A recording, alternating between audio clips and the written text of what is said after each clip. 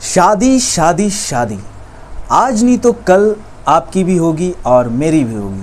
लेकिन सबसे बड़ा सवाल कि वो लड़की कैसी होगी, इस सवाल का जवाब आपको इस कहानी में मिलेगा।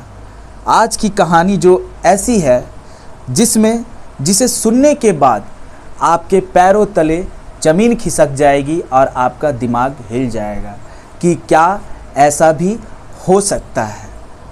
आज की कहानी में मैं ऐसे 3 मामलों पर बात करूंगा जिसे सुनने के बाद आप ये सोचने पर मजबूर हो जाएंगे कि क्या ऐसा भी कोई कर सकता है। तो चलिए शुरू करते हैं। So hello welcome guys, myself Dheeraj and this is my channel Crime House. Khirpur थाने क्षेत्र के निवासी बृजभूषण पांडे की शादी नहीं हो रही थी। तब जोखू नाम के बिचौलिए ने लखीमपुर खीरी की शिवानी उर्फ गोमती देवी नाम की युवती से बीते 17 दिसंबर को धूमधाम से शादी कराई। 21 दिसंबर को जब शादी ख़त्म हो जाती है तो एक रिसेप्शन का रखा जाता है घर पर। जब रिसेप्शन रखा जाता है वहाँ लोग परिवार आते हैं और इस लड़की के भी परिजन आते हैं। परिजन में कौन थे? वही 2-4 बिचौलिए जो इसके मुँह बोले भाई थे, जो रिश्ते में इसके मुँह बोले भाई लगते थे। सब कुछ बहुत बढ़िया से होता है। रिसेप्शन के बाद जब सारे लोग चले जाते हैं, सारे लोग जब चले गए तो वहाँ सिर्फ बचे लड़के वाले के परिवार और लड़की वाले के परिवार, दोनों के परिवार बचते हैं। रात को जब होता है सोने का टाइम तो उस समय सबको क्या करती है, लड़की सबको दूध देती है पीने के लिए। लेकिन यहाँ पर लड़की के परिवार वाले जो भी रहते हैं ये उन्हें नहीं देती है। अब जब दूध ले जाकर देती है तो सब पी लेते हैं, लेकिन उस दूध में नशीली गोलियां मिली होती हैं जिसे पीने के बाद वो सब बेहोश हो जाते हैं। अब यहाँ से उस लड़की का काम ये रहता है कि जितने सारे जेवर्स गहने होते हैं वो उसे लेकर अपने भाइयों के साथ भाग जाती है। लेकिन जब सुबह होती है तो लड़का देखता है और हिल जाता है कि मेरे घर का सारा सामान गायब है, और वो तुरंत पुलिस थाने जो लखीमपुर खीरी में पड़ता है उसी थाने में जाकर रिपोर्ट दर्ज कराता है। पुलिस पहुंचती है, पुलिस मामले की अच्छे से तहकीकात करती है और तहकीकात में पता चलता है कि ये जो गोमती देवी थी ये पहले से ही इन लोगों का ऐसा काम रहता है। अब पुलिस बताती है कि उसमें क्या क्या लूटे गए थे, लाखों रुपए के ज्वेलर्स और घर के कुछ सामान, और उनके पास से 350 टेबलेट मिले थे जो नशीली गोलियों की थे, और एक मोबाइल फ़ोन भी मिला था। पुलिस का कहना था कि ये जो लड़कियां हैं या फिर जो उनका गिरोह है, उनका जो गिरोह है ये इसी तरह काम करता है। इनका एक बहुत बड़ा नेटवर्क है और ये ऐसे लोगों को फांसती है जिनकी शादी नहीं हो रही है। यहाँ तक तो सब कुछ ठीक था। ये एक मामला आया।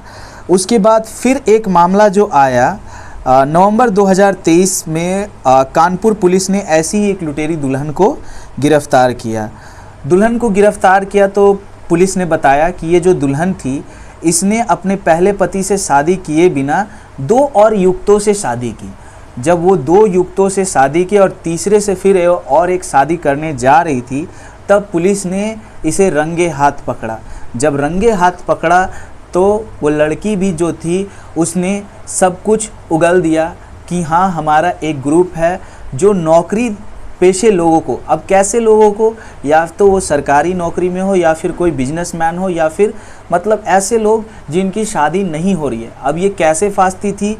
तो इनका एक सिंपल सा ट्रिक था। ये फेसबुक के ज़रिए इनसे दोस्ती करती थी। दोस्ती करने के बाद फिर प्रेम जाल में उन्हें ऐसे फांस लेती थी कि लड़का निकल ही नहीं पाता था। लेकिन जब पुलिस ने और तफ्तीश बढ़ाई और जांच बढ़ाई तो पता चला कि इनका एक ग्रुप इसमें काम करता था जो ऐसे लोगों का बायोडाटा रखता था या फिर कहें पूरी डिटेल निकाल कर रखता था। यहाँ तक तो हुआ। लेकिन जब उस लड़की की, किस लड़की की, अंजलि नाम की वो लड़की थी, उस लड़की की शादी जब शिवम नाम के लड़के से होती है और ये उसका तीसरा पति था। जब शादी होती है तो शिवम से पता चलता है कि शिवम जो है आर्थिक रूप से बहुत गरीब था और वो सरकारी नौकरी में ज़रूर था, लेकिन वो बहुत गरीब था और गरीब होने के कारण अभी जस्ट उसकी नौकरी लगी हुई थी। और आपको भी पता है नौकरी, सरकारी नौकरी बहुत लेट से लगती है, तो लगने के बाद मतलब अभी वो उतना पैसा नहीं कर पाया था और उसका उम्र निकल रहा था। तो जब उसकी शादी होती है, शादी होने के बाद लड़की डिमांड करती है कि मुझे इतने पैसे चाहिए और लड़का देने में असमर्थ होता है। वो उसे साफ साफ मना कर देता है कि देखो मैं तुम्हें पैसे नहीं दे सकता। इतना कहने के बाद लड़की किसी दिन उसे एक अश्लील उसका वीडियो बना लेती है और उसे डराने लगती है कि अगर तुमने नहीं दिया पैसा तो मैं तुम्हारे साथ ये कर सकती हूँ। लड़का बहुत डर जाता है, वो तुरंत पुलिस थाने में पहुँचता है।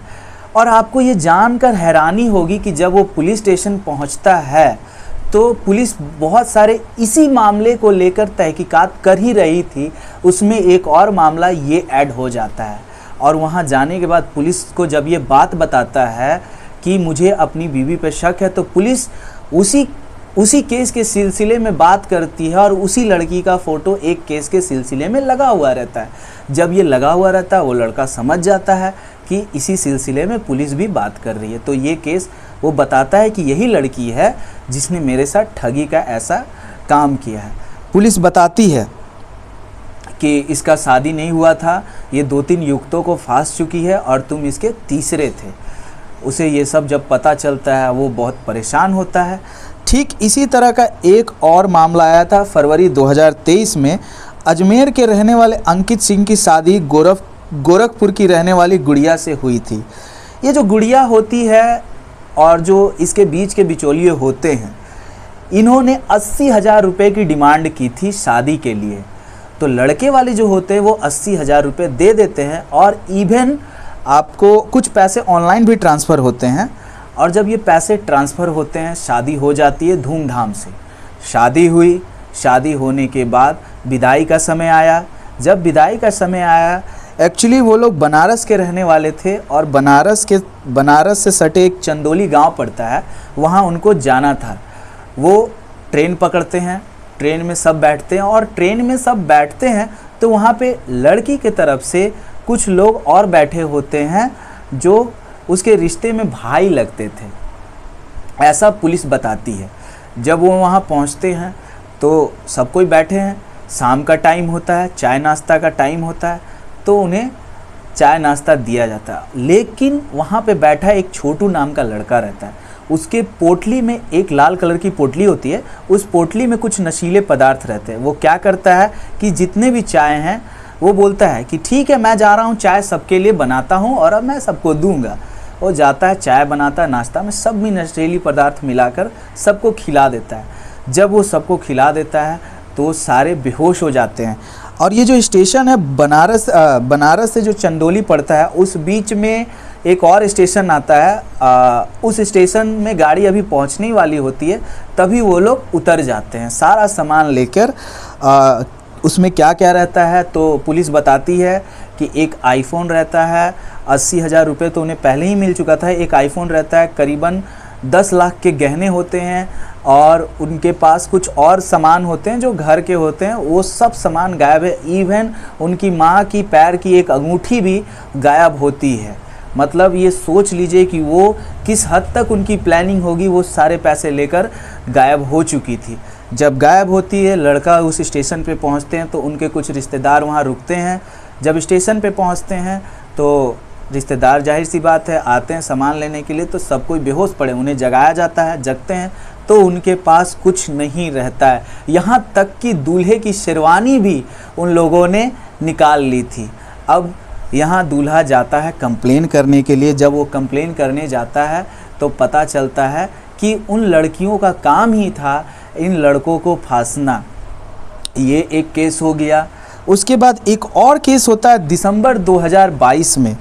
ये जयपुर में होता है और जयपुर की पुलिस जो दिल्ली में एक और लड़की को गिरफ्तार करती है, वही सेम जो लूटमार में उसे गिरफ्तार करती है, जिसमें जुलाई 2022 को एक शादी होती है।